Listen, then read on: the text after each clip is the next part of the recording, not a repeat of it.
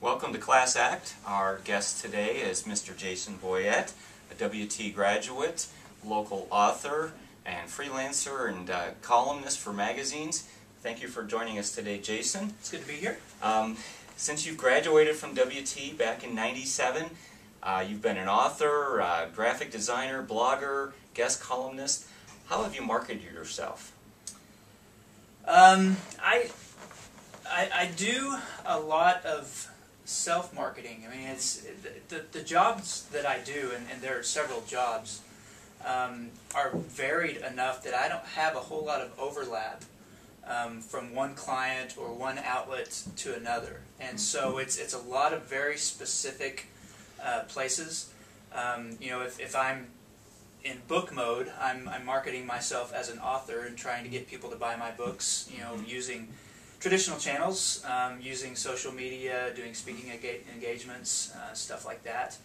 If I'm talking about what I do as a designer, a lot of that is word of mouth. I don't do any advertising, but I have clients that I've worked with in the past. I come from a background in advertising and marketing. And so some of these clients I've worked with for years, and I've gotten referrals from other clients. And the marketing in that regard is me doing a good job and being a good, you know, providing a good service. And so there's not a lot of traditional marketing in that sense. And then when it comes to blogs or marketing myself as a magazine writer or something like that, it's a lot of the same sort of self-promotional stuff that a lot of people are kind of learning how to do on the internet. Using Twitter, using Facebook, a lot of it is the kind of thing where you introduce yourselves to editors. You know, I get to know people on Twitter, and I'm not afraid to shoot them an email and say, hey, this is who I am, this is what I do, this is what I'm good at writing about, you know, can I pitch you this? And a lot of the ways that authors get books, you know, in a publisher's hopper is through giving them a pitch, sometimes at an event, sometimes in the elevator, sometimes through an agent.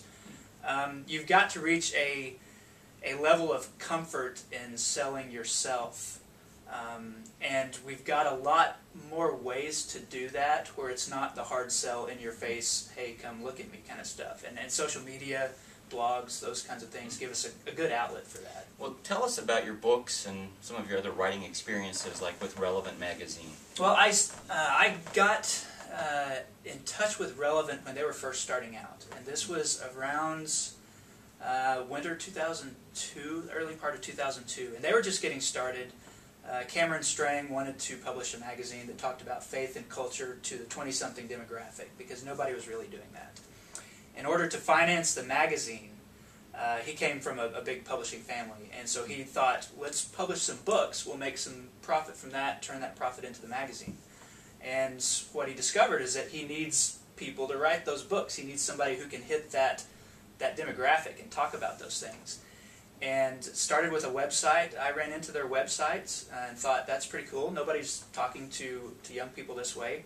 And I did a bit of self-marketing. I sent the editor an email and said, hey, I'm Jason, I've written some stuff, I love what you're doing, can I write some stuff for you?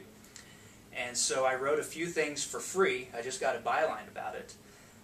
But they liked my voice, they liked the topics I was interested in. Eventually they asked me if I had any ideas for books, because they wanted to publish some books. I said, of course. You know, I'd had book ideas for 10 years. So I was prepared and pitched those to him, and those ideas turned into maybe my first 3 books for Relevant. I was able to take the success of some of those books and go to other publishers. And so now when I counted up, I've got my name on at least 12 books with 4 or 5 different publishers, and it started pretty fortuitously because Relevant needed me and I needed relevance, but I was ready when they were ready, and was able to get my foot in the door and then gradually, you know, kind of squeeze my way through the door with, you know, with varying levels of success. And so I've written books about religion. Started out writing for a 20-something audience, and so I've got books like Pocket Guide to the Apocalypse, Pocket Guide to the Bible, Pocket Guide to the Afterlife, where we take these big religious ideas and sort of condense them in an accessible way so that you can learn about them while having fun. There's a lot of humor, a lot of jokes, and it's like the kind of book that a college instructor might give to their class as a real painless intro to a big subject. So. Well, I've been following you on Twitter and Facebook forever. How do you use social media to market yourself? Well, for an author, it's about building and sustaining a brand. We don't always like to think of ourselves as a brand. It seems like a little bit of a self-absorbed, kind of process. But really, that's what it is. You want your work, whatever you write, whether I'm writing something for a magazine, whether it's a book that's coming out, whether it's my blog, I want people to be aware of it. And so a way to build that awareness is by kind of always being in front of people, always having my thoughts in front of them, always pushing my writing toward them. And Twitter and Facebook are a great way to do that, because it's, if you encounter somebody in a party and all they did at the party is say, I want you to hear what I think about this, and now I want you to hear about what I think about this, that's obnoxious. But Twitter and Facebook are a softer way of doing that, because people follow you because they want to hear what you think about this. They read your status updates because they want to know what you're doing.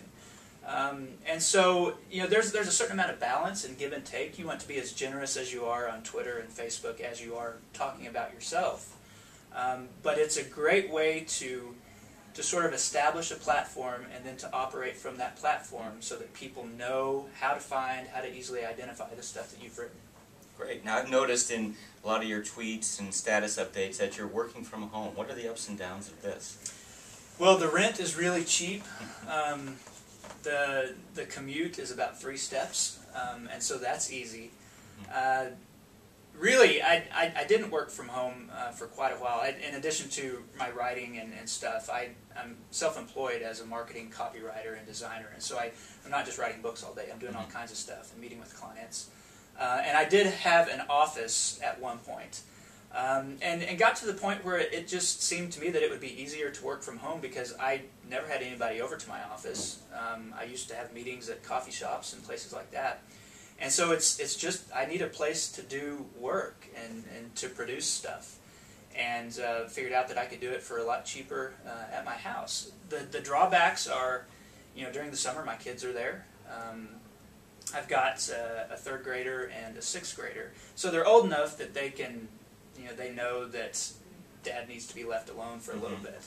But it's cool to be able to pop my head out the door and eat lunch with them, or ask them what they're doing, or go outside for a little bit.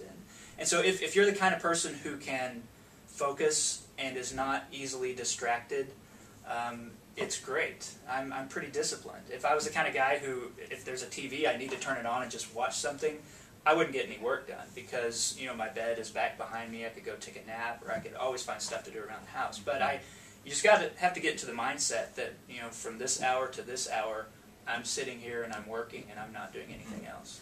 Well, you've told me in the past about some interesting ghostwriting adventures you've had. Tell us a little bit about this. Well, part of my job as a freelance copywriter is that I do a lot of ghostwriting. Some of it is ghostwriting, like for various ministries or organizations. I'll write letters, for their constituents as if it's coming from, an authority figure in the organization. It's really not. It's me. But we're putting somebody else's name on it. I do a lot of that. I do a lot of ghostwriting in social media, on Twitter and Facebook. Sometimes for an organization. Sometimes I've got a few clients who are celebrities, musicians or TV personalities or authors who they know that I need to deliver some content on Twitter, but I don't have time to do it, so will you, fill in these gaps in my Twitter account or my Facebook account? And I do it as if I'm them, and there's non-disclosure agreements, and I can't tell anybody who it is and stuff like that. But I think you'll find, if you really knew what happened behind the scenes, that a lot of the celebrity tweets, a lot of the stuff on celebrity, the official Facebook pages, is not written by this particular person, but by the team behind that person, whether it's the manager, whether it's somebody like me. It's really interesting because I'm able to have a whole lot of influence on Twitter, but I can't tell anybody that it's me having that influence.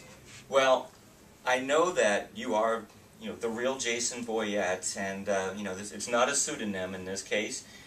But in the process of doing all this, using social media and so forth, you have had to make yourself very transparent. You are a person who lives nearby.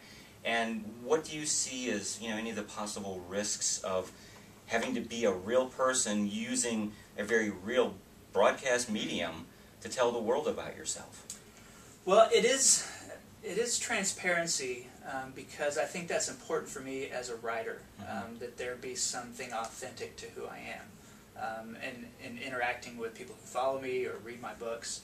But it's a real intentional kind of transparency. If you look at what I'm doing, you'll notice that I don't ever put any real pictures of my kids on Twitter, on Facebook.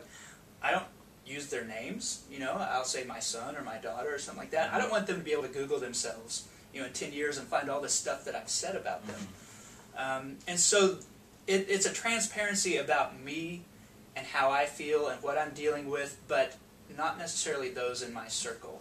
And so I'm real deliberate and cautious in how I do it, even though it might seem like, well, I'm just kind of sharing everything. There's some reason behind that. Last question. What do you think the publishing industry will be like in 5 to 10 years? Oh, that's like asking what's the cell phone industry going to be like in 5 to 10 years. I don't know. I mean, I can see the direction it's going, that we're moving away from paper books and towards e-books. It's becoming much easier to self-publish, when you can just send all the files to Kindle and start selling stuff without having to put thousands of dollars into a print run. And so I think it's going to be increasingly digital. We're going to have increasing contentiousness between authors and publishers and who's going to take what stake. Because it's a lot easier for authors to make more money now self-publishing than they used to be able to do. It's going to change a lot. I don't know where it's going to go, but I know that content is still important.